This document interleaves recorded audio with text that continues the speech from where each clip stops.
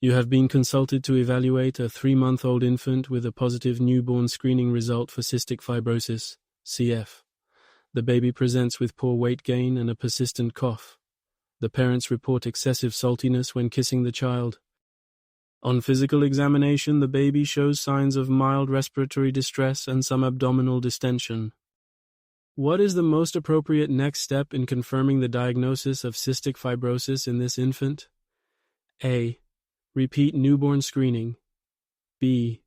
Sweat chloride testing. C. Lung function test. D. Immediate gene therapy. The correct answer is B. Sweat chloride testing. This is a crucial diagnostic tool for confirming CF. A sweat chloride level 60 mmol is abnormal and sufficient to confirm the diagnosis of CF, provided it is confirmed by a second sweat test or DNA testing. This testing is indicated for any patient with symptoms suggestive of CF and siblings of a patient with confirmed CF. The baby's symptoms, along with a positive newborn screen, strongly warrants this next step. Thank you for participating in our pediatric case review.